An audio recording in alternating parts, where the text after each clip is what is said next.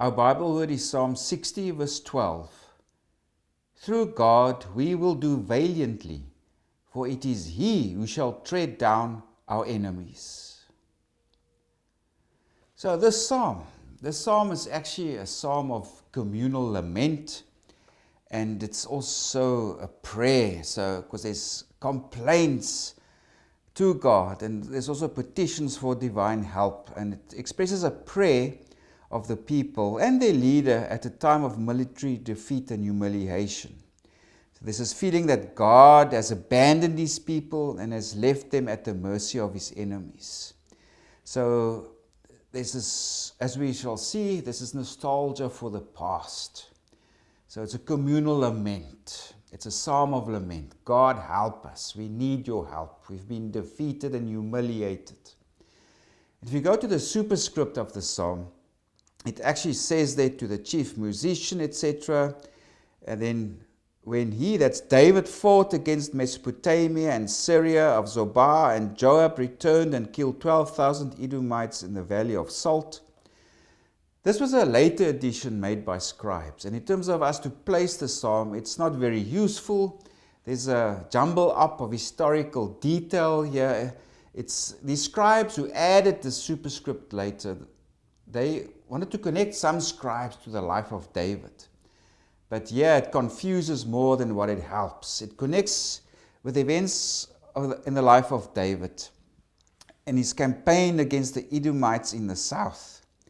And if you go read 2 Samuel 8 and 1 Chronicles 18 and also 1 Kings 11, it speaks of David's campaign against the Edomites, or also one of his generals, Abishai, who killed 18,000 Edomites. So this was a time when David and his generals, they actually conquered, they overcame the Edomites. But our psalm actually speaks of defeat and humiliation. So what's going on here?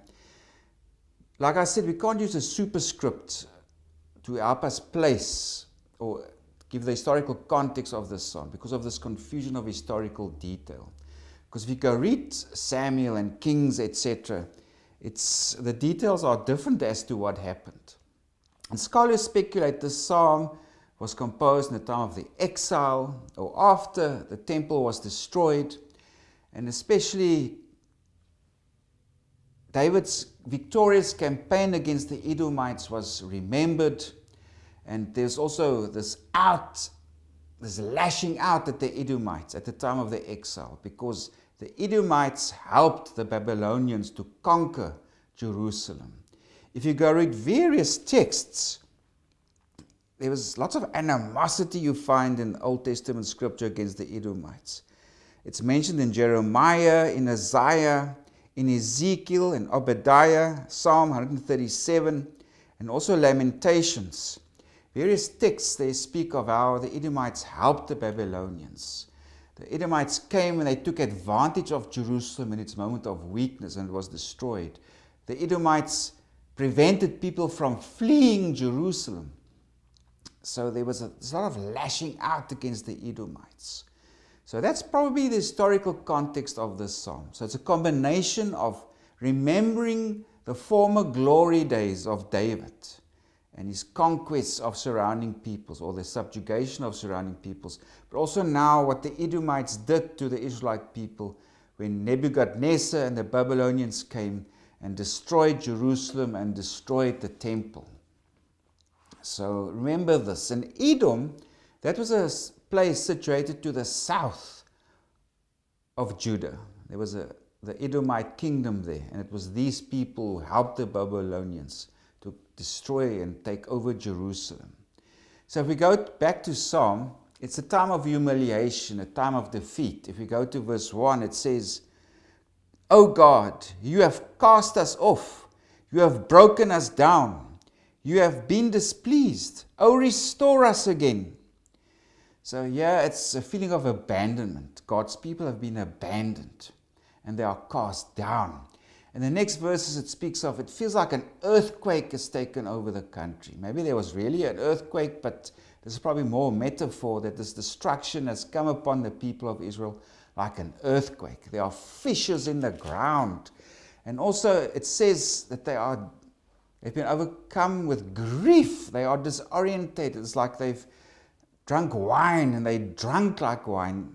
Or because of drinking wine, they are staggering around. It's just shock and disbelief that they're experiencing. And there's speaking of this raising of this banner or flag to warn the people around Jerusalem, to tell them, come, go to fortified cities or come to Jerusalem for safety. It's a time of military attack and defeat, etc. And then it also says, this ends with a prayer, and that's our first section of the song. And in verse 5, that your beloved may be delivered, save with your right hand and hear me. So the first five verses is this lament. It is a complaint and prayer for help to God. We've been humiliated. Our defenses have been breached. We are staggering around like as if we're drunk. It's just, they cannot cope. It's a terrible situation. And then from verses 6 to 8, and that is, God will conquer the land. And now the psalm represents God as his warrior king. Like he did in the past, he will go out and conquer the lands. If you look at this map on screen, this is the area more or less that was conquered by the Israelites according to biblical tradition. This area is specifically the kingdom of David as it existed at his time. And you'll see the surrounding nations that he also subjugated, like the Moabites and Edom in the south. Of course, there's also Philistine to the west. And also the regions further to the east and the north. God says here, I've conquered these things in your past, and this will happen again. I'm the warrior king, God says here, either through a prophet or through a king or through a priest. This is who God is. And he will distribute it again like they did at the conquest at the time of Joshua. If you go read there in verse 6, God has spoken in his holiness, I will rejoice, I will divide Shechem, etc. And then he also speaks each area of land that he will conquer or bring back to the Israelite people, so to speak. And he also mentions typical things that was carried around by a warrior at this time. For example, he speaks of a helmet in verse 7, and verse 8, a washpot and a shoe, etc. He says he will conquer like this warrior, and it will become part of his domain again. And he mentions there Shechem, the valley of Sukkoth. That's to the east of the Jordan River. Gilead, that's the area east of the Jordan River. Manasseh, that's the area north of Judah, and Ephraim as well. Judah, of course, the southern kingdom, Moab, Edom, and Philistia. God says, I'll be the warrior king, I will come and I will conquer it again. And now from verses 9 to 10, there's this plea to God. This is hope for the conquest of Edom. Who will bring me to the strong city? Who will lead me to Edom? And of course, there's also this feeling that God has abandoned them. Where are you, God? Why are you not here to help us? Verse 10, is it not you, O God, who has cast us off?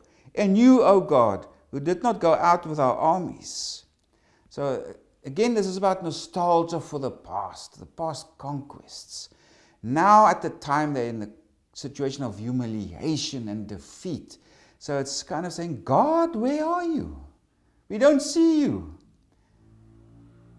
Like what happened in the past, when you help us to conquer the promised land and the surrounding peoples. He says, come God, help us again in doing this.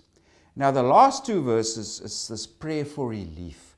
Help us from this humiliating situation, our state of grief. Give us help from trouble, for the help of man is useless. So it makes a contrast here. Only God can help. People can't help us. Then we come to our Bible word. Through God, we will do valiantly. Again, God can help us. People can't help us. Through God, we will do valiantly. For it is He who shall tread down our enemies. God will defeat our enemies. Human beings can't help us in this. So in its historical context, this is a psalm of lament, a cry to God, Lord, help us. We are being defeated, we are staring around, we are shocked, we cannot help ourselves. This is nostalgia going back to the time of King David and also the time of Joshua when the kingdom was conquered. The kingdom of David also when he defeated the Moabites and the Edomites. And the oracle here says that God will do it again for them in a sense. And also lastly, God will help us in our time of difficulty, in this time of humiliation and defeat.